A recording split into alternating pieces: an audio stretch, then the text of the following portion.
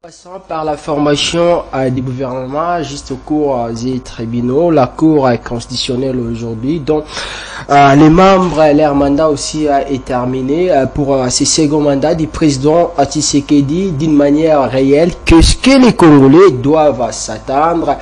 Une bonne manière de travail, ou bien il faut rester dans le statu quo, ça veut dire la mea culpa pour ce débit. Le président Tshisekedi lui-même, le 20 janvier dernier, les jours de son investiture, avait promis de ne plus répéter les erreurs du passé. Mais aujourd'hui, on parle de cette histoire de détournement des fonds de deniers publics concernant cette affaire des forages et des lampadaires, des millions de dollars.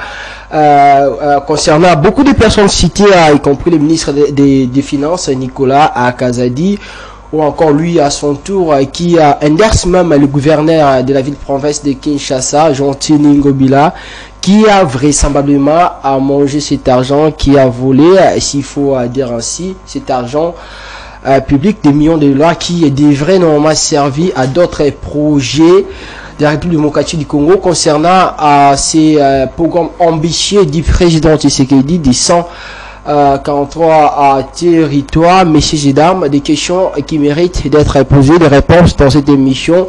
Le dernier numéro de la semaine, vous nous suivez de partout. Bonsoir à toutes et à tous et bienvenue. Bonsoir Sarah. Bonsoir Daniel Roland Live, bonsoir à ceux qui nous suivent et bon début de week-end chez vous. Alors, des questions importantissimes pour le bien de la République. Nous recevons pour vous Maître Platini Mbadou. Il est le président de la fondation Platini Mbadou. Cette fondation, justement, qui soutient les actions du président de la République, Félix-Antoine Tshisekedi Tshilombo. Maître Platini, bonsoir et bienvenue. Bonsoir, très chers journalistes, et bonsoir à tous les téléspectateurs. Bonsoir Ndabiso, Nanzela et à Etando Iki. Je crois que l'émission est en français. Devant leur petit écran, et j'ai dit également bonsoir aux membres de la fondation Platini Mbadou que je dirige, et je crois qu'avec la grâce de Dieu nous allons y arriver, et nous avons déjà entamé plusieurs formations au sein de la fondation, et je crois que ce samedi nous allons même assister à la prestation de serment d'un de nos membres qui est le secrétaire général administratif qui est maintenant médecin. Et nous allons vraiment aller fêter ensemble avec lui. Donc c'est une fondation sérieuse qui non seulement, comme étant donné le président a un caractère politique, nous soutenons les actions du chef de l'État, mais la fondation est plus dans le domaine de l'environnement, étant donné qu'au niveau des Mongafula, il y a tellement d'érosion, il y a tellement de problèmes à caractère environnemental. Nous œuvrons dans ce domaine-là pour prêter main forte à la population, mais aussi pour les filles mères, nous organisons des formations, ainsi de suite. Nous demandons seulement aux personnes de bonne volonté de venir aussi soutenir la fondation afin que nous puissions vraiment prêter main forte à ces habitants de Mongafula. Est-ce qu'au niveau de votre formation, je pose cette question au décor, pour planter des corps de cette émission, vous arrivez quand même à planifier les actions que vous posez sur le terrain, justement, par exemple pour ce début de l'année 2024, est-ce que vous avez pu planifier, dit par exemple, au niveau de tel mois, on va faire ceci, au niveau de tel mois, on va faire ceci, mais ce que vous allez faire, certainement, ça demande des moyens. Comment vous faites pour mobiliser les moyens nécessaires? Question de poser ces actes vis-à-vis de la population de ces côtés de la capitale congolaise. Effectivement, nous avons un planning parce que Dieu m'a fait grâce, nous avons quand même des terrains par-ci par-là. On avait lancé l'opération Champ, où nous avons eu quand même avec quelques mamans de la fondation, nous avons quand même planté quelques patates douces au niveau de Mboka Polo. Malheureusement, il y a eu Mobondo et nous avons pu aller pour récolter ce qu'on avait planté 2 hectares de patates douces, on n'a pas pu les récolter. Nous avons quand même eu aussi déjà avoir avec le projet les factures proforma qu'on avait reçues pour le forage. On avait même commencé les travaux, mais nous avons eu à arrêter avec les travaux parce que à un moment donné, le financement était devenu un peu difficile, mais du moins, nous avons déjà de l'espace, un endroit où nous pouvons mettre notre forage pour la fondation. Il y a également aussi la formation les jeunes apprennent comment, je ne sais pas comment on appelle cette profession-là, agistère. Les agistères, voilà. Aujourd'hui, si quelqu'un passait au niveau du siège de la fondation qui est sur l'avenue Kalimo numéro 1, croisement Diambou Kalimo, arrêt terrasse, vous allez trouver les jeunes gens en train d'apprendre comment devenir agistère. Ils sont en train de souder, de voir un peu comment faire. Présentement, là, si vous passez là-bas, excusez-moi, présentement, si vous passez là-bas, vous allez trouver les jeunes en train de travailler. Donc voilà comment nous sommes en train de planifier. Mais l'ambition est grande. Seulement le moyen nous fait défaut. Mais le plus important, ce n'est pas le moyen, mais c'est plutôt les idées que nous avons pour prêter main forte à notre semblable. C'est aussi biblique. Donc voilà, c'est vrai, c'était pendant la campagne électorale. Maintenant, la campagne est passée. La fondation demeure et la fondation va continuer pour soutenir les habitants de Mongafula. Heureux les miséricordieux car ils obtiendront miséricorde, dit la Bible. Merci beaucoup. Alors, Maître Platini, on va parler des sites affaires, de détournement, de deniers publics. Ça fait rage, ça fait couler beaucoup d'encre de salive ces derniers temps. Cette guerre de la vérité, cette guerre communicationnelle entre les ministres des Finances, Nicolas Kazadi, on parle même de Gilles Linguetti, cette guerre justement pour occuper le ministère des Finances. Aujourd'hui, beaucoup de révélations faites concernant ces projets de forage et de lampadaires. Aujourd'hui, on parle des millions de dollars à détourner. On ne sait pas, est-ce que par le ministre des Finances, est-ce que par le gouverneur de la ville de Kinshasa, Jean-Timingo Bila. Votre réaction à chaud? Vous savez, je regrette beaucoup parce que j'ai suivi le ministre des Finances à la télé, comment il était en train d'expliquer le point sur les lampadaires. En train de dire que ce n'était pas son projet, c'était un projet qui était amené par Jean-Timingo Bila et avec les autres. Le regret, c'est que lorsqu'on amène un projet, on ne peut pas écrire un lampadaire qui coûte maximum 1500 $, vous écrivez 5000 $. Bon, vous voyez déjà la surfacturation que nous avons eu à reprocher aux gens, au camp Kabila, et nous avons encore vu cette même pratique revenir encore pour la deuxième fois. Il n'y a pas que ça, même au niveau avec monsieur Nicolas Kazadi. Lorsqu'on lui amène un projet ou un document avec un lampadaire à un montant de 5000 $, un montant excessif au-delà, vous ne pouvez pas décaisser. Vous ne pouvez pas décaisser cela. Même si vous avez fait appel à la IGF, on ne peut pas gober cela. Premièrement. Deuxièmement, la question sur le forage. Vous savez, nous avons une facture pro forma de forage. On ne peut pas accepter qu'il y ait de forage à plus de 280 000 $. Mais c'est quel genre de forage? Forage VIP ou comment?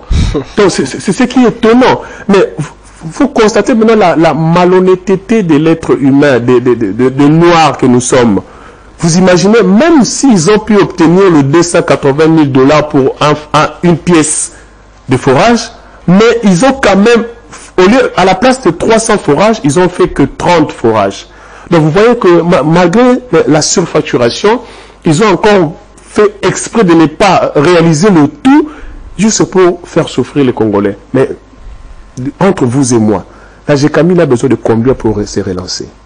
La Régie des eaux a besoin de combien pour se relancer? La SNEL a besoin de combien pour se relancer? Les médecins ont marché ici pour réclamer leur argent.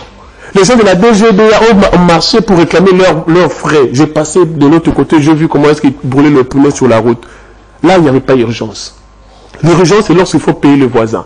Le monsieur il a obtenu 27 millions de $ pour arrestation arbitraire. Même quand il y a mort d'homme dans ce pays, il n'y a pas ce genre de dommages et intérêts. Tout ça pourquoi? Parce qu'il fallait satisfaire les intérêts de X ou Y personnes. Moi, je crois que c'est vrai, je suis de l'Union sacrée, mais je ne gobe pas ça. C'est vrai que le parquet a ouvert un dossier par rapport à ça, mais moi, déjà, personnellement, je ne peux pas cautionner ce genre de comportement. Surtout que ça a été confirmé. Parce que le ministre Nicolas Kazadi a confirmé le montant. Effectivement, on avait écrit 5000 $. Effectivement, il a confirmé. Parce que dans ses dires, il a confirmé le montant.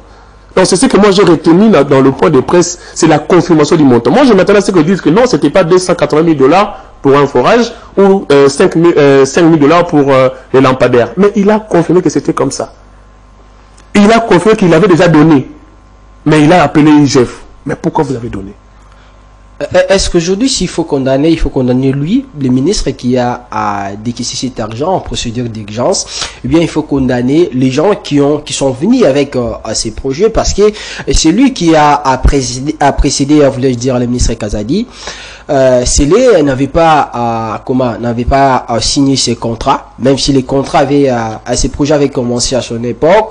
On voit Kazadi qui arrive, qui signe, qui autorise bien la sortie de l'argent avec une rapidité énorme. Est-ce que partant de ces comportements, peut-on dire aujourd'hui que lui, Kazadi, il avait il a ses intérêts, il avait ses intérêts par rapport à ces montants colossales sortis par la caisse publique pour la réalisation de ces deux projets?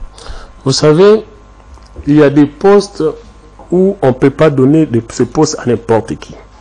On donne des postes aux personnes qu'on estime intègres, loyales et des personnes de confiance qui peuvent vous amener ou vous aider à réaliser vos projets. Il y a des postes comme le ministre des Finances. Parce que c'est lui qui est le caissier. C'est lui qui est l'argentier national. L'argentier national. Et moi, je crois qu'il a déçu le chef de l'État. Je crois que le chef de l'État a été touché dans son fort intérieur. Pourquoi? Parce que lorsque vous faites sortir de l'argent dans la caisse de l'État pour acheter le forage à 270 000 $, ou encore les lampadaires à 5 000 $, c'est décevoir le chef de l'État.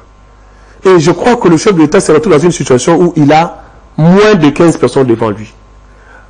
Je peux même dire, parce que l'autre fois, je suivais encore sur la toile, le chef de l'État a visité l'avenue Ngouma, où il a beaucoup regretté comment les travaux se sont arrêtés, et ainsi de suite.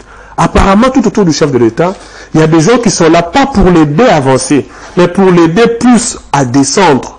Parce qu'à la fin, c'est le chef de l'État qui sera devant la population, c'est le chef de l'État qui va se justifier. Dans la philosophie de la population, c'est le chef toujours qui doit se justifier. Les gens ne voient pas les autres qui sont en train de travailler derrière le chef de l'État. Les gens ne voient pas la personne qui a la responsabilité. Et moi, je trouve que tout va se poser sur la tête du chef de l'État. Alors que moi, je crois que le chef de l'État a été touché dans son fort intérieur. S'il faut dire quelque chose par rapport à ce qui s'est fait, moi, je donnerai la faute à M. Nicolas Kazadi. Parce qu'il ne devait pas dépenser cet argent. Il ne devait même pas faire sortir les 10% de cet argent. Il devait plutôt ordonner la vérification de cette histoire-là des montants pour être sûr avant de débourser même un 10 $. Parce que pourquoi faire ça dans la procédure d'urgence? C'était quoi l'urgence? Aujourd'hui, l'urgence, c'est quoi dans notre pays? À deux fois, on se pose des questions dans notre pays. C'est quoi l'urgence maintenant? Lorsqu'il faut dépenser sans compter, lorsqu'il faut se retrouver dans les intérêts privés obscurs, c'est ça l'urgence? Ou c'est l'urgence, c'est le bien-être de la population? Aujourd'hui, le prix du carburant est à la hausse aujourd'hui. Mais le plus-value, ou l'intérêt de plus que l'État prend en charge face aux pétroliers, est-ce qu'on ne pouvait pas, c'était pas une urgence pour éviter que le transport puisse augmenter?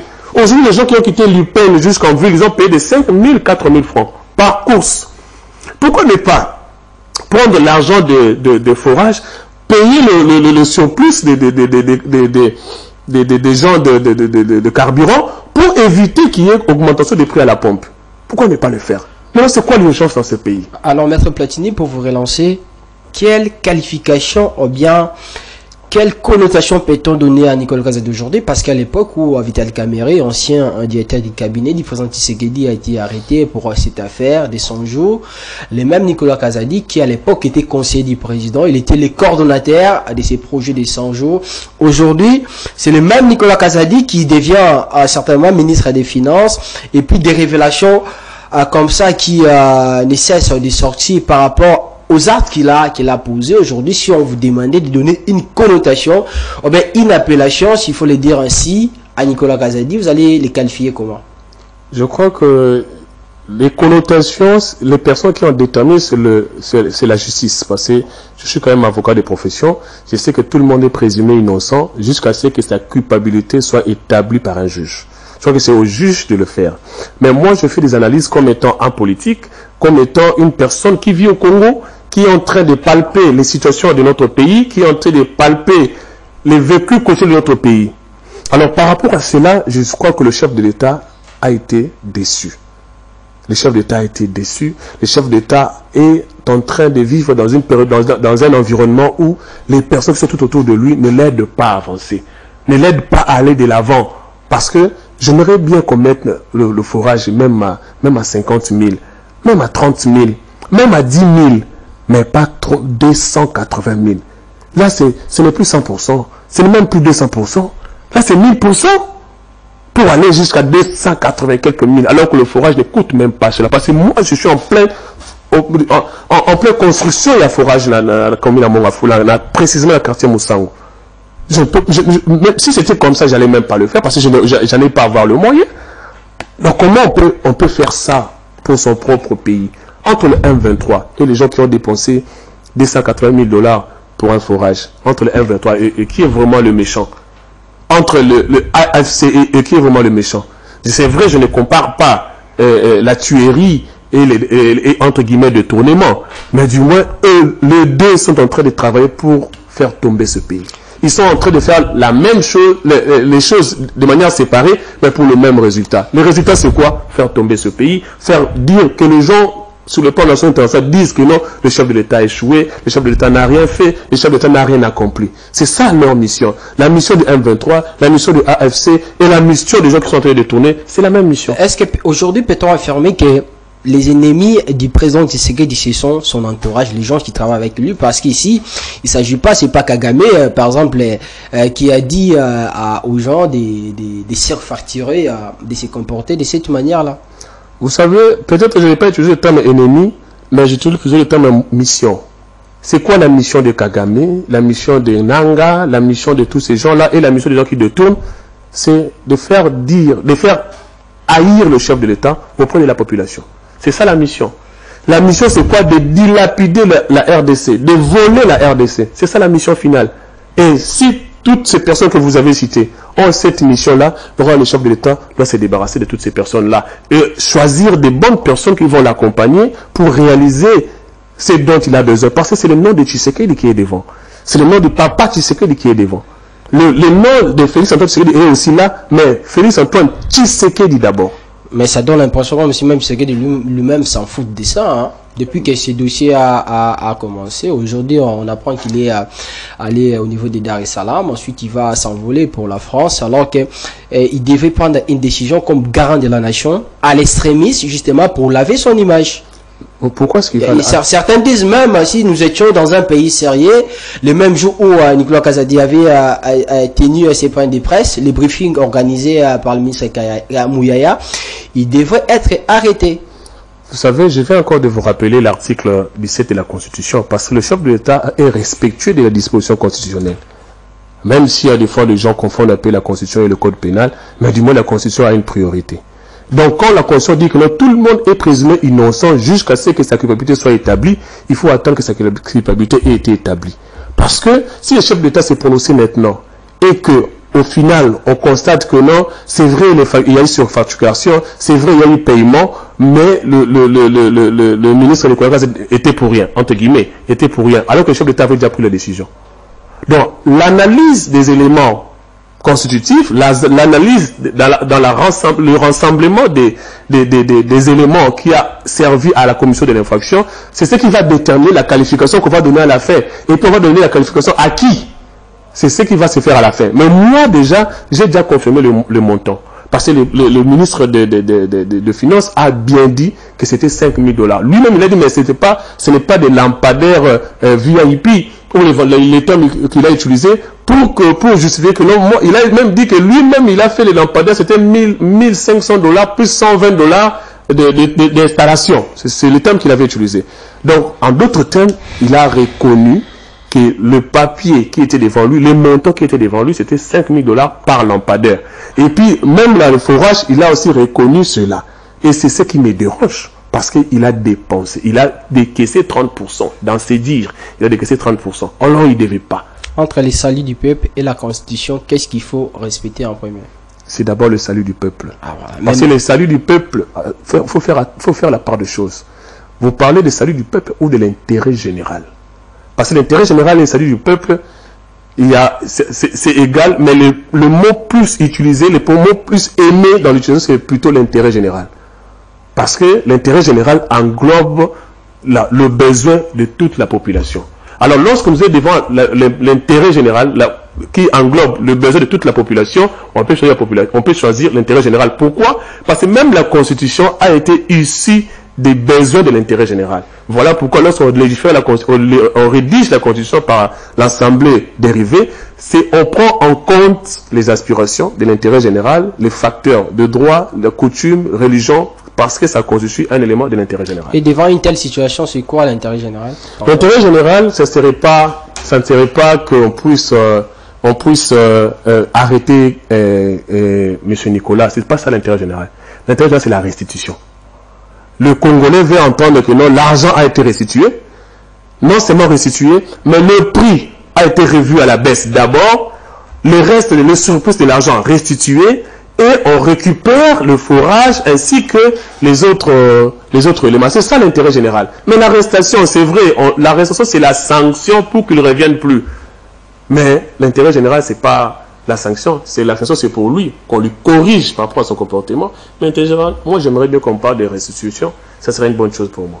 Alors, Maître Platini, vous avez parlé des personnes intègres, mais comment reconnaître ces personnes, car ceux-là qui occupent ce poste ont été vus aussi honnêtes avant d'occuper ce poste. Malheureusement, ce n'est pas le cas. Comment reconnaître, comment faire confiance à une personne? Madame, faire confiance à une personne aujourd'hui, en plein 21e siècle, est devenu la chose plus difficile et plus rare. C'est vrai, vous pouvez constater, vous pouvez vous dire que la personne est mieux, il est bien par son apparence, mais une fois que vous lui donnez quelque chose à faire, il vous surprend en faisant autre chose que ce que vous lui avez demandé de faire. Est-ce que c'est pourtant une raison pour ne plus faire confiance aux gens ou pour ne plus commencer à travailler seul sans consulter les autres? Non, la vie est faite ainsi. Le chef de l'État ne peut pas se dire que non, il sera lui-même chef de l'État, lui-même ministre de la Justice, lui-même ministre des Finances, lui-même ministre de l'Économie. Non, non, non, c'est impossible. Donc, étant donné que nous sommes, l'être humain est faible, faillible, nous pouvons en connaître. Mais même dans la Bible, il est écrit, c'est la justice qui élève une nation. À chaque fois qu'il y a une personne qui s'est méconduit, il faut qu'il y ait la justice à côté pour lui remettre dans l'ordre. C'est ça l'idéal. Mais dire que non, on ne va plus faire confiance ou on ne va plus donner des charges aux gens parce qu'ils nous déçoivent toujours, ça sera très difficile. Parce qu'on ne sera même pas à mesure de diriger ce pays tout en étant seul. Si le monde n'arrive pas à évoluer seul, à fortiori un pays comme la RDC, pays continent. Donc il faut toujours qu'il y ait des gens. Mais la justice élève une nation. Parce que la justice doit être le pont entre les gouvernants et les gouvernés. La justice doit être le pont entre les détourneurs et les hommes honnêtes. Parce que le pont là fera de sorte que les détourneurs deviennent honnêtes. C'est ça le pont. Aujourd'hui, si on commençait à sanctionner les détourneurs, si on commençait à faire des suivis, et ça va faire de sorte que les choses puissent changer. Mais qu'est-ce qui manque pour qu'on ne puisse pas faire le suivi de ces détourneurs? Il n'y a rien qui manque. Mais pourquoi ça ne se fait pas? Bien sûr que oui, ça s'est fait. J'aurais appris. On n'en prend pas vraiment compte. J'aurais appris que récemment, j'ai vu un compatriote qui avec son groupe, ils sont allés devant le bureau du procureur général après la Cour de cassation, je cite Merlin Vouvou, ils ont déposé un mémo, et j'ai vu aussi le procureur général après la Cour de cassation ouvrir une action par rapport à ce dossier de lampadaires et de forage. C'est aussi l'avancement. C'est vrai, la justice évolue lentement, mais sûrement, parce qu'il faut réunir les éléments de preuve. Moi, je suis content qu'aujourd'hui, il y a quand même des gens qui commencent à dénoncer, qui commencent à parler de cela. Ce qui était tabou hier, aujourd'hui, ce n'est plus tabou. Les gens commencent à en parler, ils commencent à dénoncer. Et je crois qu'avec ce système ici, nous allons quand même améliorer notre pays. Ce que moi je demande, c'est seulement que la justice puisse se lever, que la justice puisse prendre sa place, la justice puisse commencer à sanctionner. On ne peut pas attendre, qu'on n'attende pas qu'on puisse donner des injonctions ou qu'on donne une orientation pour que le procureur puisse se saisir d'office. Non, qu'il puisse se saisir d'office dès qu'il y a la clameur, dès qu'il en réclame, il se saisit directement d'office. Aujourd'hui, ça a été démontré. Le montant a été confirmé. J'aimerais que dans les jours à venir, qu'il y ait aussi des arrestations. Parce que jusqu'aujourd'hui, le problème de la CENI, on n'a pas des arrestations jusqu'aujourd'hui. Mais j'aurais voulu qu'il y ait des arrestations. Les gens qui se méconnaissent, il faut qu'il y ait des arrestations. S'il n'y a pas des arrestations, les gens vont commencer à faire comme si rien n'était, Par exemple, je vous donne juste un exemple. Moi, je suis là. J'ai dit que moi, je ne vais pas faire ça, je reste serein. Et je vois une autre personne qui s'est méconduit et on l'a rien fait. Ça peut me tenter de le faire. Je n'ai pas dit que je vais le faire, ça peut me tenter de le faire. Ce qui ne sera pas bon pour le Congo de demain. Donc voilà pourquoi il faut qu'il y ait des sanctions pour faire avancer les choses. Mais avec ces histoires, est-ce qu'on peut dire que la RDC a cette malchance d'être dirigée toujours par des personnes malhonnêtes? Parce qu'on a comme l'impression que ce sont les mêmes bêtises qui refont surface. On se disait en quittant le camp Kabila, la période où Kabila a dirigé et que on revenait vers Félix Tshisekedi, tout va changer. Mais malheureusement, on a comme l'impression que c'est toujours les mêmes bêtises qui refont surface. Est-ce que ce pays a la malchance d'être dirigé par des malhonnêtes? Vous savez que le camp Kabila n'est pas parti complètement, parce que si on vous demandait aujourd'hui qui était l'auteur de ce projet, c'est un des membres du camp Kabila aussi. Mais du moins, celui qui était du camp Félix, c'est Nicolas. Mais malheureusement, lui aussi, apparemment, il a été sous pression, il a cédé. Mais pour vous dire que non, c'est vrai, on n'acclame pas ce genre de comportement, mais c'est la société congolaise. Parce que la société fabrique ses propres délinquants. Aujourd'hui, nous avons plus de délinquance que des gens honnêtes. C'est une réalité. Mais quoi faire? La responsabilité est à la justice. Le pays sera élevé que si la justice est élevée.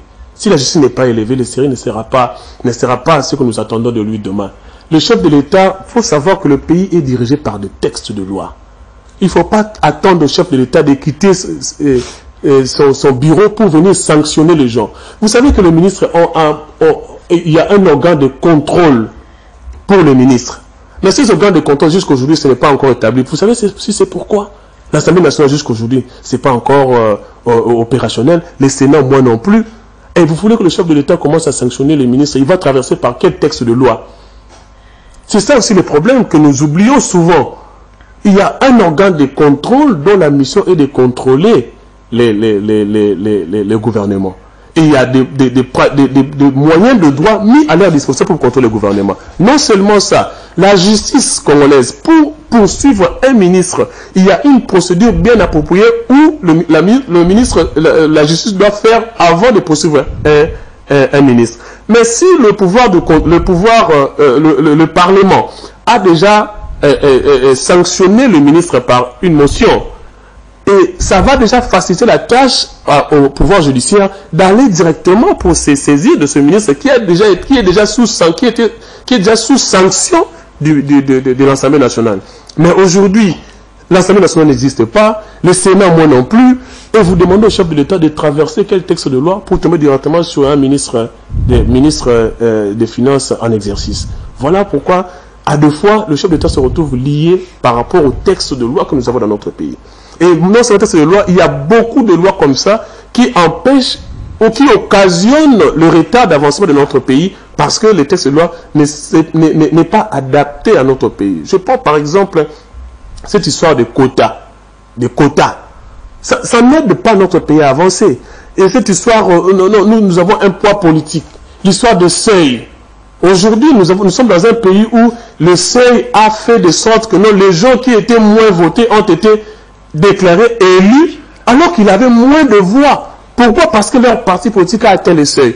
Et les autres partis politiques qui n'ont pas atteint le seuil ont appelé au parti mallette et ils se sont retrouvés sans pour autant la possibilité de briguer ce poste-là. Et aujourd'hui, on crie à la corruption. Mais quelqu'un qui a été voté par Kadima, vous voulez qu'il travaille pour quelle population? Il va travailler pour son argent. Maître, pardon, je vous relance. Même si nous sommes dans un régime semi-présidentiel, où il y a séparation du pouvoir, aujourd'hui, l'Assemblée nationale n'est pas encore installée, non plus le Sénat, mais devant une situation particulière, rien n'empêche au chef de l'État de prendre une ordonnance, loi, certainement sanctionnant à telle ou telle catégorie de personnes pour l'intérêt général aussi. Vous avez une disposition légale? Je ne sais pas. Il n'y en a pas. Je vous dis déjà, il n'y en a pas.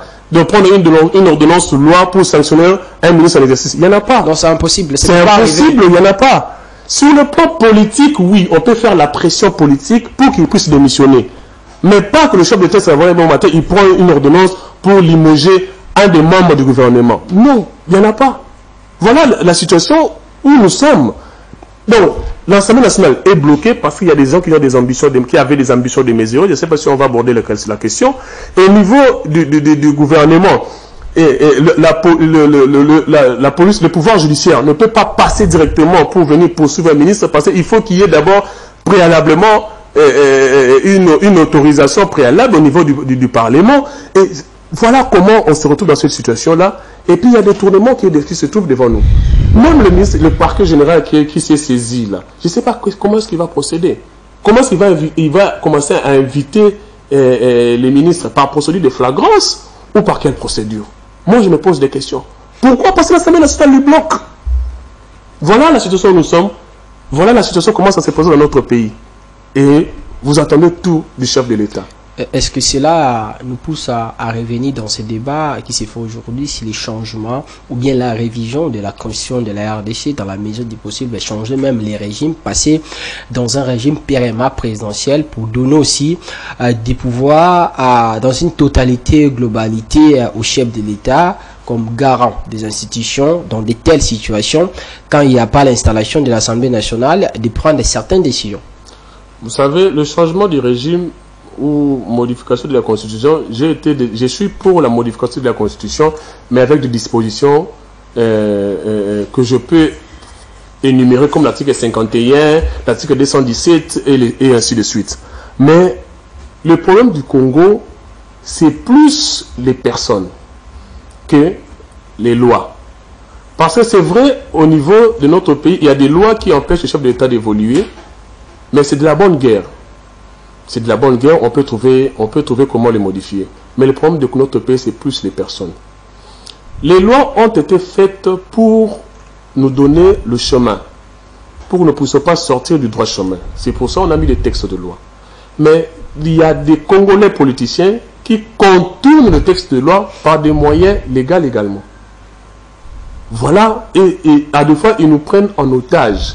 Même si on modifiait aussi les lois de notre pays, et ils vont seulement s'organiser pour le contourner. Aujourd'hui, je vous dis ce qui est vrai au niveau de l'Assemblée nationale. Au niveau de l'Assemblée nationale, le président Mbosso était déjà président provisoire après Mabunda. Après, il est devenu président définitif. Mais pendant qu'il était candidat à la présidence définitive, il y avait des gens qui avaient des ambitions de postuler.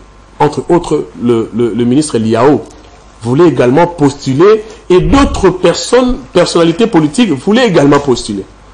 Mais par des moyens politiques, par des moyens de négociation, eux tous ont désisté en faveur de M. Mbosso. Vous vous rappelez encore de ces élections-là où il était le candidat unique. Et il était devenu président de l'Assemblée nationale. Aujourd'hui, il y a eu... Là, c'est pour Mbosso. Je commence à faire pour Mbosso. Deuxième, vous savez que présentement, le président Bahati, il est toujours président du Sénat. Parce qu'il est en train de gérer les affaires courantes. Il est toujours président du Sénat. Vous imaginez, quelqu'un qui est président du Sénat, ok, quitte le Sénat, il vient pour postuler à l'Assemblée nationale. Vous imaginez ça? Donc, même si on a des ambitions, à deux fois, il faut savoir un peu les intérêts du pays doivent être devant. Les intérêts du pays doivent primer. Tu ne peux pas être président au Sénat, vous laissez d'abord, vous faites même pas de remise de reprise avec l'autre, hein. Vous êtes toujours président du Sénat, mais vous descendez à l'Assemblée nationale pour postuler. C'est regrettable.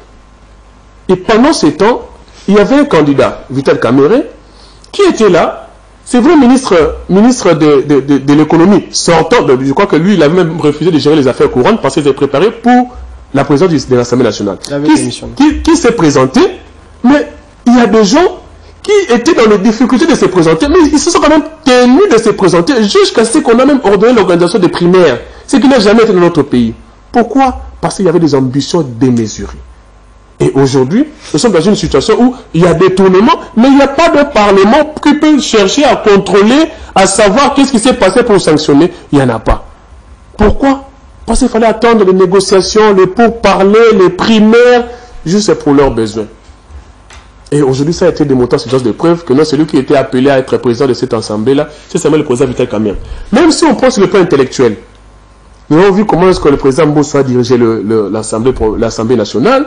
Nous avons vu ce qu'il a connu avec Sessanga, avec avec Inagossi, avec Papa Molière, avec toutes ces personnes, nous avons vu comment est-ce qu'il a géré.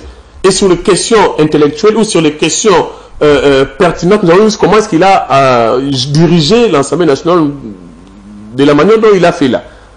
Et nous avons également des images comment est-ce que le président Vital Kamerhe a géré l'Assemblée nationale en son temps. Et ainsi de suite. Et nous voyons même le Sénat, comment ça a été dirigé par rapport au président Kengo et par rapport aux autres. Nous avons vu comment ça a été dirigé et quel est le poids, les textes de loi, les réformes, les éléments apportés au niveau du Sénat par rapport à notre pays. Nous pouvons les mesurer et les quantifier. On sait comment prendre une décision. Mais aujourd'hui, il fallait tenir tête, prendre le pays en otage jusqu'à sec. Ça, c'est de la malhonnêteté. Et c'est propre. Franchement, je ne sais pas si on peut l'appeler ça comment dans notre pays où le développement du pays a été arrêté pendant un moment juste parce qu'il y avait 2-3 personnes qui discutaient le pouvoir inutilement. Est-ce que c'est un mandat de tâtonnement? On a comme l'impression qu'il y a tellement du désordre qu'on est dirigé par des apprentis maîtres. Qu'est-ce qui peut nous rassurer qu'en ayant à nouveau un gouvernement très bien assis, on n'entendra plus parler de ce genre de phénomène? Est-ce que tout pourra changer? Vous savez, avant même d'aller dans les changements que vous avez évoqués, je voulais parler aussi et parler un peu du président Vital Kamerhe. Vous savez, le président Vital Kamerhe a ses défauts. Ok? Il a ses défauts. C'est un homme politique. Maître, on va y revenir. On va y revenir bientôt. On va y revenir sur la question.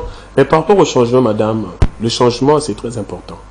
Le changement, c'est même l'idéal pour tout être humain ici sur Terre. Et les personnes, je vous avais dit tantôt ici, les gens nous déçoivent beaucoup. Même à la maison, le mari, les femmes déçoivent également. Mais cela ne veut pas dire qu'on ne va pas continuer à espérer un changement. Moi, je n'ai jamais été d'accord, les gens qui disent que non, beaucoup de photos Teka, beaucoup de photos Kaboula, beaucoup de photos Sabou. Non, je n'ai jamais été d'accord avec ça. Et de temps en temps, il y a des gens qui prient pour ce pays. Et nous sommes sûrs et sereins qu'un jour, nous allons trouver quelqu'un qui va changer ce pays et nous allons trouver des dirigeants qui auront vraiment besoin des soucis de ce pays. Aujourd'hui, c'est vrai, nous sommes devant des gens qui sont en train de dépenser l'argent en procédure d'urgence, mais alors qu'il n'y a pas de procédure d'urgence. C'est un problème. Mais du moins, nous espérons que non, avec le temps, nous finirons par trouver des personnes appropriées, capables d'aider les chefs de l'État à réaliser le rêve des Congolais. C'est très important pour nous et nous espérons à cela. Vous êtes donc d'accord avec les opposants qui disent que rien ne va dans ce pays, que le pays va mal? Vous êtes donc d'accord avec eux? Madame, rien ne va, c'est trop dur. Rien ne va, c'est trop dur. Mais il y a quand même un problème. Quand même ou il y a un problème? Il y a quand même un problème. Il y a quand même parce qu'il y a plusieurs problèmes qui rongent la situation de notre pays. C'est vrai, il y en a plusieurs. C'est vrai. Mais pourquoi il y a quand même des réalisations qui ont été faites. Parce qu'on ne peut pas dire que non, c'est 0-0. C'est comme si on dit aujourd'hui que non, la justice est malade. Mais ne croyez pas que quand on dit justice malade, c'est que la justice n'est pas là. Non. Elle est là, mais elle souffre de quelque chose. Aujourd'hui, ce qui me dérange plus, c'est de savoir que le prix de l'essence a été revu à la hausse. Mais on pouvait bien l'éviter si on avait seulement refusé de payer le forage ou les lampadaires, on payait les pétroliers, on n'allait pas avoir le prix de l'essence augmenter. Parce que le prix de l'essence a des conséquences sur les denrées alimentaires, a des conséquences sur les paniers de la ménagère. Or, le frais là n'a pas été payé et aujourd'hui l'essence le prix a été revu à la hausse. C'est déjà un problème. Déjà pour le Congolais moyen, quelqu'un qui reçoit par exemple aujourd'hui dans ce pays, il y a pas de CDI, des contrats de durée indéterminée, il n'y en a pas. Il y a des sous-traitants. Il y a des gens qui travaillent dans des sous-traitances. Il y a des gens qui sont des journaliers. Par jour on nous paye par exemple 10 000 francs. Par jour on nous paye 20 000 francs. Moi j'ai des clients où on leur paye 50 000 francs le mois. Alors, quelqu'un qui gagne 50 000 francs le mois, et il vient en ville pour travailler, mais il doit payer, il quitte le peine pour venir en ville, il doit payer 5 000 francs de transport. Tu vois là où il y a un problème. Mais de l'autre côté, s'il a un enfant qui est à l'école primaire, il peut déjà aller gratuitement. S'il a, la femme est enceinte, il peut déjà aller gratuitement à la maternité. Ce sont des avancées. Mais cela ne veut pas dire qu'il n'y a pas de problème sur la table. Donc voilà, tout cela, ça fait partie de la gestion de notre pays, ça fait partie des difficultés que le chef d'État a sur la table. Mais qui va l'aider à mettre en place un bon système, un bon programme, un argenté qui va commencer à dépenser l'argent de manière ordonnée? Parce que j'avais suivi un ami qui m'avait fait rire, il m'a dit, si vous avez une femme à la maison comme Nicolas Kazadi, il va tout dépenser en procédure d'urgence. Voilà un peu. Donc, vous trouvez une femme qui va réaliser les dépenses de la maison, mais tout en organisant les choses de manière à ce qu'il ne puisse pas dilapider l'argent dans des dépenses moins importantes par rapport aux dépenses capitales. Par exemple, le prix du carburant. C'est très difficile aujourd'hui. Vraiment, le prix du carburant touche tout le monde. Aujourd'hui, même si vous allez dans les supermarchés, les prix ont augmenté, le taxi a augmenté, tout a augmenté, mais le salaire n'a pas bougé. C'est ça maintenant les difficultés. Alors, Maître Platini, pour chuter avec cette thématique, les marchés concernant les lampadaires, nous avons une société d'électricité ici, dans notre pays, la SNEL, une société de l'État. Les marchés concernant les forages, nous avons une société de l'État, la Régie des eaux. Les faits pour l'État de confier ces projets au privé, est-ce que ce n'est pas une manière pour l'État congolais de se dire, bon, la SNEL, même si c'est ma société, mais comment ma société n'est pas capable pour réaliser ces genres de projets, pour l'État de dire, bon, la Régie des eaux, c'est ma société, mais je pense que la Régie des eaux n'est pas capable de réaliser ces genres de projets, c'est pourquoi je dois les confier à un préfet. Vous savez, c'est un peu regrettable, un projet qui est venu d'un ancien membre de FCC, déposé au bureau du ministre des Finances, et le ministre des Finances aussi a effectué les dépenses. Pendant qu'il y a la SNEL, Régie des eaux, qui pouvait bien faire ces travaux-là. Ou bien on peut même réfectionner, réhabiliter Inga, réhabiliter barrage pour faire tous ces éléments. Ce sont des reproches qu'on peut faire, ce sont des éléments. On a des usines d'eau qu'on a construites en tout moment ici. Vous avez le fleuve Congo qui est là, mais... Voilà.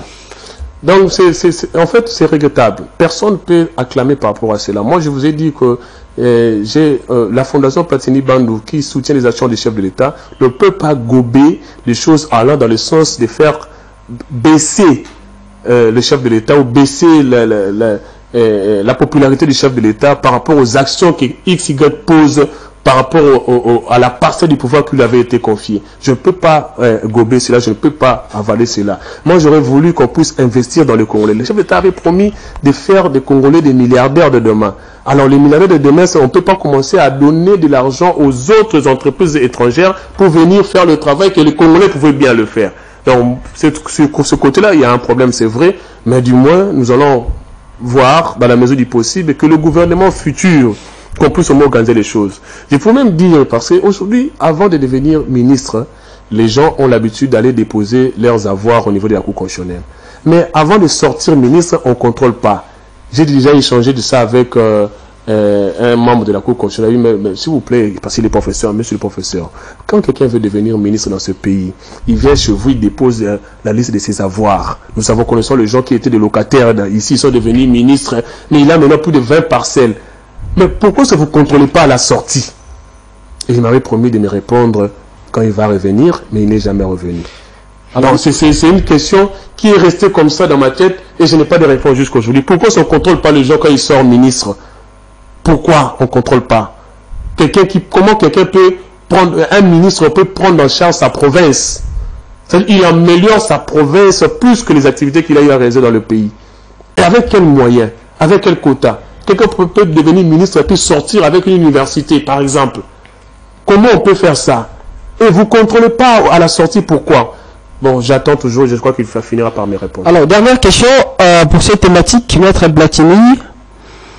Vous le savez bien que la loi tire son origine dans sa force obligatoire. Ça veut dire, on fait allusion aux sanctions. Dans une république où il y a les délinquants, il y a les voleurs, il y a les détournés, il y a les bandits, des gens comme ça, qui font ce qu'ils veulent faire au détriment de la population, qui causent préjudice à l'avancement de la République, mais qui ne sont pas arrêtés et condamnés. Comment peut-on qualifier une telle République? Vous voulez savoir si dans ce pays, dans un pays où les personnes qui se méconduisent ne sont pas arrêtées et condamnées, comment qualifier ce pays? Ouais. Vous savez, Dans chaque pays, il y a des textes de loi.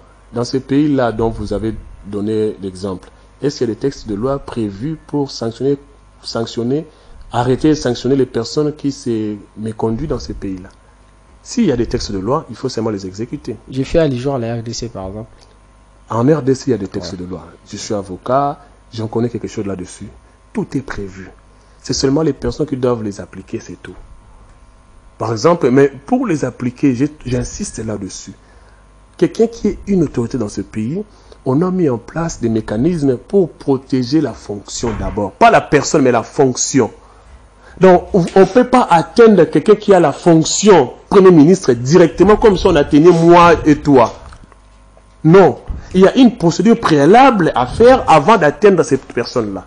Cette procédure-là fait ralentir aussi beaucoup de choses. Voilà pourquoi, à l'époque, le professeur Luzolo Bambilé avait proposé de mettre en place le parquet financier pour commencer à arrêter les coulounes à col blanc. Voilà pourquoi IGF également a proposé la même chose. Maintenant, dans un pays comme vous avez donné là, si on n'a pas prévu cela, excusez-moi, il y aura toujours difficulté pour arrêter ces personnes-là.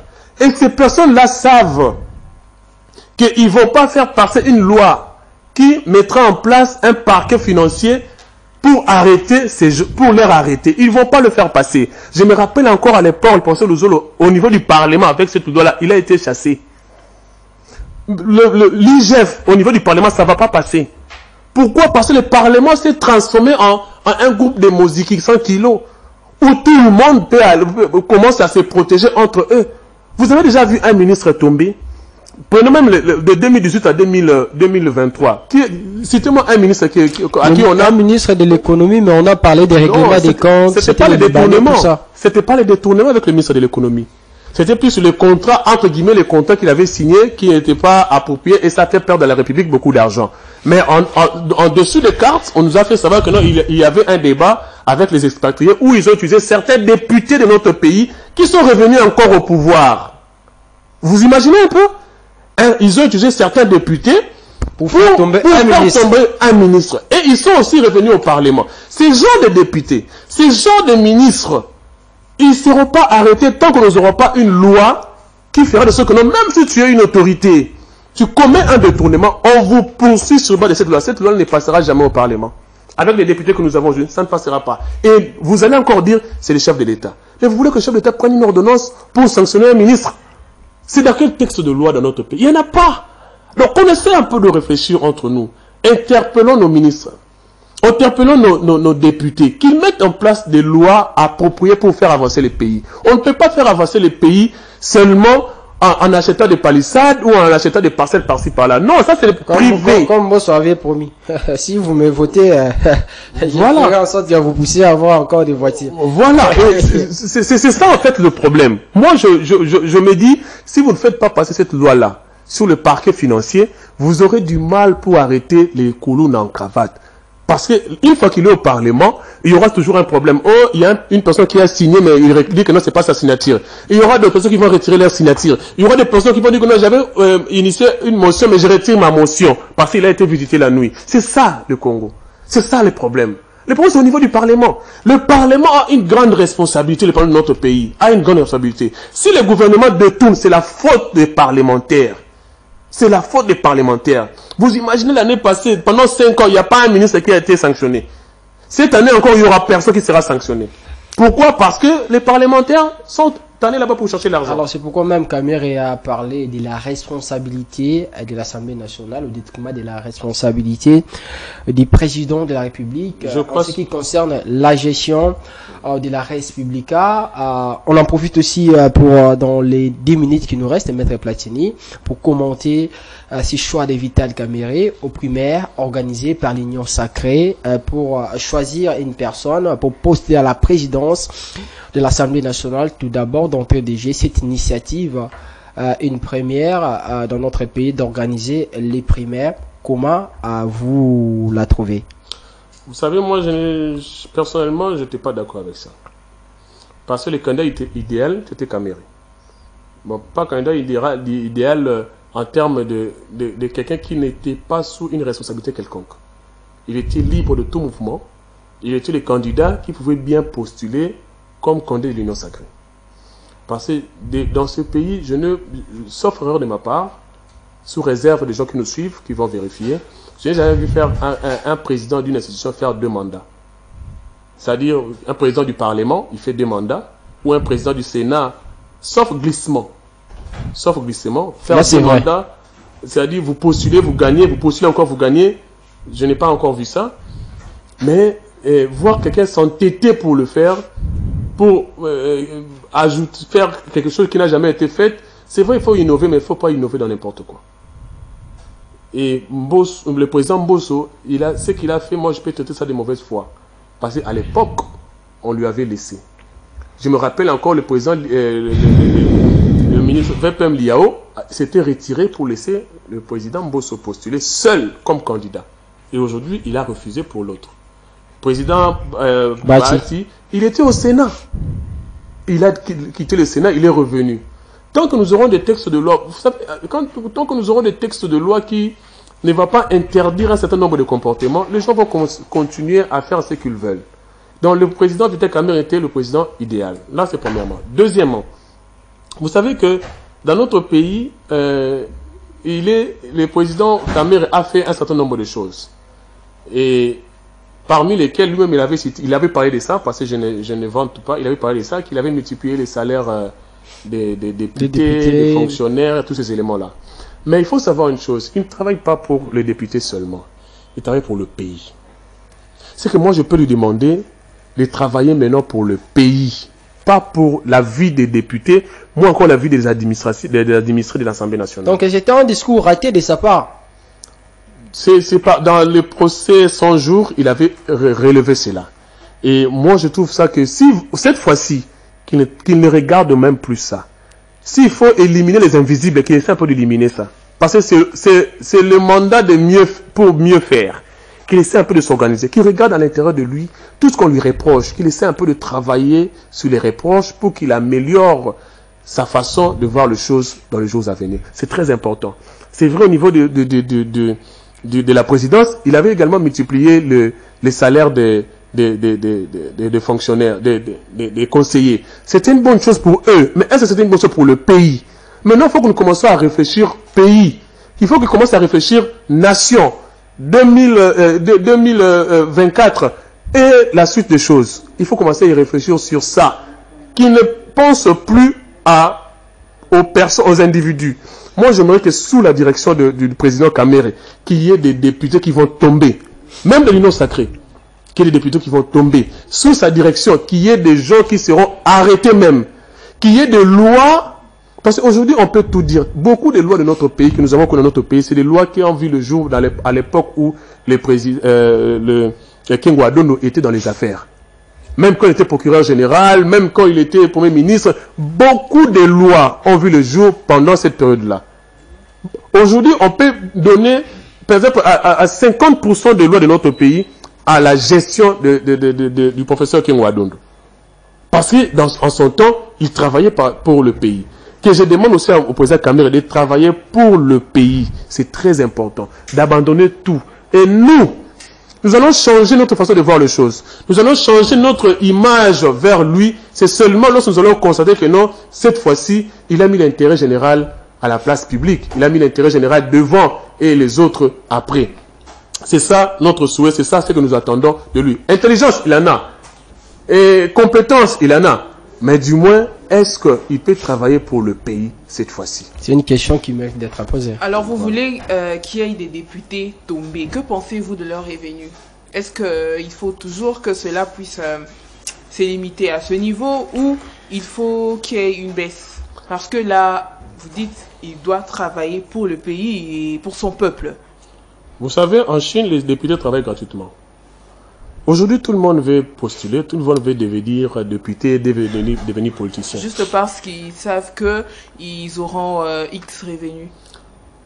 Bon, je n'entre pas dans les détails des revenus, mais j'ai constaté que tout le monde veut devenir politicien, tout le monde veut devenir député, tout le monde veut devenir, même s'ils ne maîtrisent rien. Et la plupart des gens, ils deviennent d'abord politiciens, ils deviennent d'abord députés, après ils commencent à étudier. Donc, mais pendant ce temps-là, ils font n'importe quoi là-bas, qui sont pour, qui sont contre, pas ils dorment. Pourquoi? Parce que les gens trouvent que non, en politique, on vit mieux. En politique, ça va. Alors que ça ne devait pas être ainsi. La politique est sa carrière. Tout ça comme ici, politique, le quoi, carrière. Ce n'est pas normal. Il faut que vous ayez un travail quelque part. C'est-à-dire vous travaillez déjà quelque part. Quand vous terminez ici, vous allez là-bas.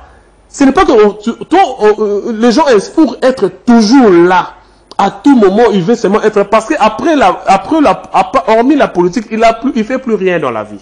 C'est aussi un autre problème. Alors, moi, je crois que il faut qu'on commence un peu à baisser le revenu des politiciens. Même au niveau du Parlement. Qu'on commence un peu à inculquer aux parlementaires que lorsque vous êtes venus ici, c'est pour travailler pour la population. Qu'il y ait même un service de contrôle des descentes parlementaires. Parce que lorsqu'il y a vacances parlementaires, il y a des frais qui sortent dans les caisses de l'État.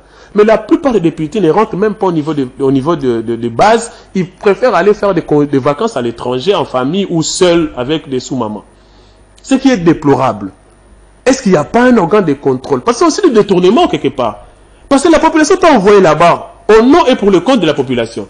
On vous donne quelque chose pour rentrer à la base, échanger avec la population, écouter les désidératés de la population, l'amener devant le Parlement pour en faire une loi ou pour améliorer. S'il y a un ministre qui s'est méconduit ou qui a reçu l'argent mais il n'a pas fini les travaux, pendant votre descente parlementaire, vous avez des éléments, vous ramenez ça au niveau du Parlement, vous interpellez les ministres pour que vous sachiez pourquoi est-ce que le travail de la route Loutenel n'a pas été fait. Mais vous êtes en France. Vous faites quoi là-bas?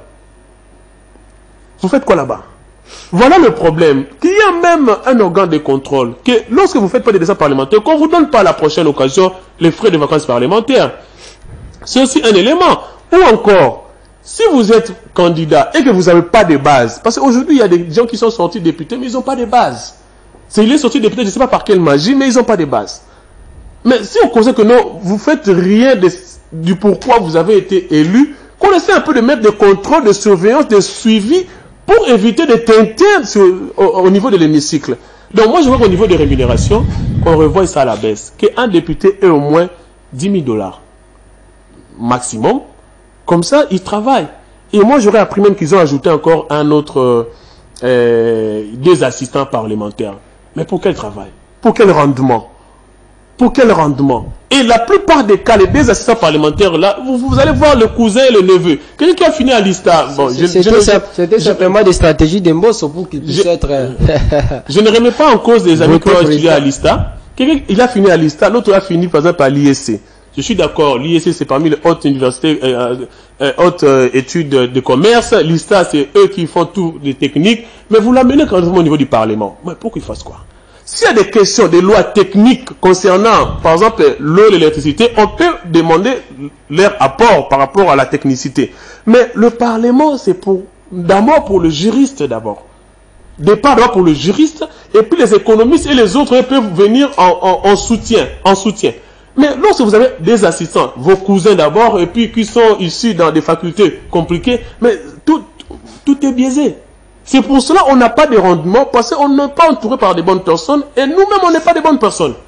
Et c'est ce qui fait que le pays continue à se redresser. Au lieu de payer le surplus des carburants, vous préférez payer les lampadaires. Et aujourd'hui, on a le carburant qui est à la hausse. Alors, Maître Platini, n'oubliez pas que vous aviez été aussi candidat député. Alors, seriez-vous d'accord de cela? Seriez-vous d'accord à ce qu'on revoie le salaire à la baisse si et seulement si vous étiez élu? Parce que, de par vos analyses, vous venez de dire qu'un député ne peut aucunement pas mériter ce salaire. Parce qu'il y a des députés qui ne font rien.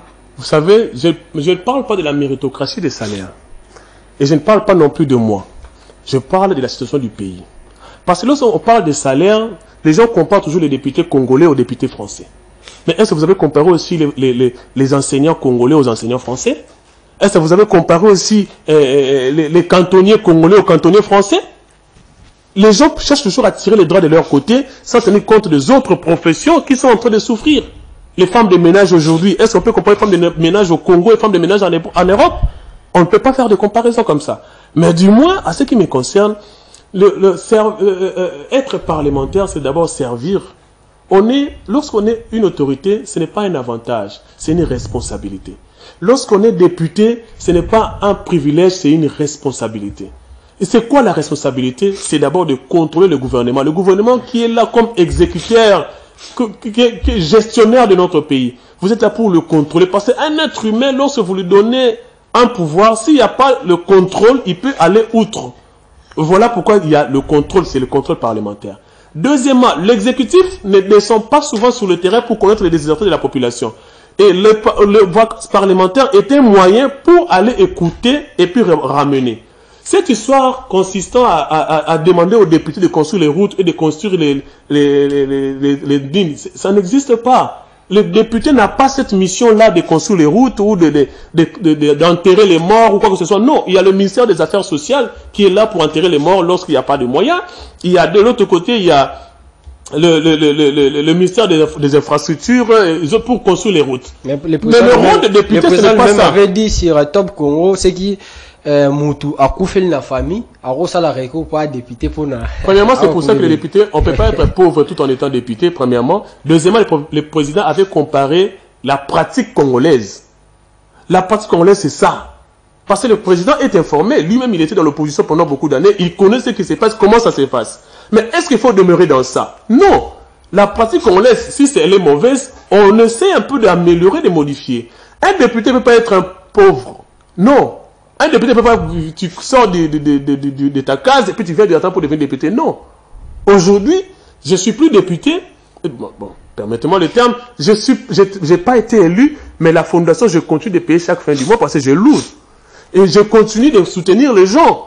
Je continue d'aider les gens dans l'environnement avec les érosions. Pourquoi? Je suis pas riche, mais du moins avec le peu que je peux quand même le faire. Voilà comment on attend des députés. Mais une personne qui vient comme ça juste pour attendre le solde de la députation, là c'est un problème.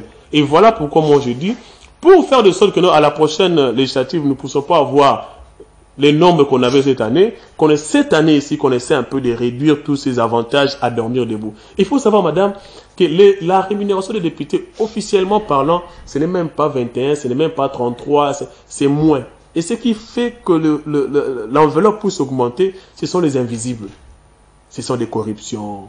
Ce sont l'argent qui trouve derrière les Libanais, l'argent qui trouve derrière le jeu des trucs de la corruption pour voter un gouverneur, voter un sénateur. C'est ce qui fait augmenter l'enveloppe. Mais s'il faut mettre fin à tous ces éléments-là, les députés vont revenir à la situation normale. Alors, Maître Platini, cette dernière question, vous allez répondre par oui ou non.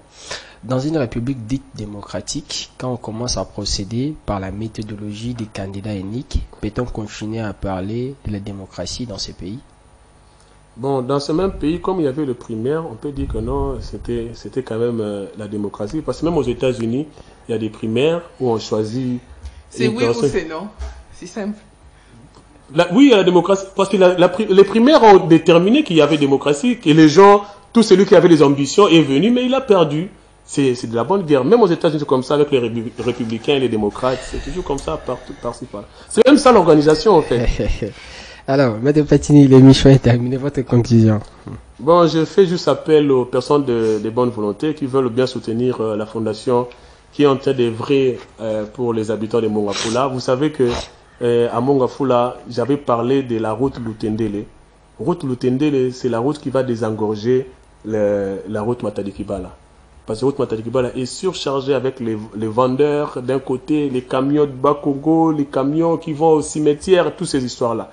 Mais si vous mettez en place, vous mettez les moyens pour l'entrée Lutendele, route de carnaval, ça fera de sorte que non, d'autres voitures, d'autres camions vont prendre cette route-là, ça va désengorger, ça va donner de l'espace à cet endroit-là. Et au niveau de chaque commune, lorsque vous distribuez l'argent pour les frais pour le fonctionnement de chaque commune, à Mongafula, il faut donner plus. Parce que Mongafula a beaucoup de problèmes, a beaucoup de soucis. Il y a d'autres quartiers, même, je ne sais pas si les chefs de l'État les connaissent, des quartiers comme Ngoudiabak, les quartiers comme Yala, Massissi. Donc c'est très compliqué. Je ne sais pas si les chefs de l'État connaissent aussi d'autres quartiers là-bas. Mais du moins, je crois que la commune de Mongafula mérite une enveloppe un peu plus sérieuse pour le fonctionnement de Mongafula. Maître Platini, merci. C'était un honneur pour nous plutôt de vous avoir une fois encore sur ce plateau. Merci d'avoir répondu à toutes nos questions. Merci à vous de m'avoir invité et j'ai été très content à votre compagnie. Merci Daniel, merci Maître Platini. Merci. Alors, à toutes et à tous, merci de nous avoir suivis. On va se retrouver le lundi prochain, 16h, pour un autre numéro de cette émission. Restez-nous toujours fidèles, que vive la République, vive la RDC. Tout ça est comme mieux.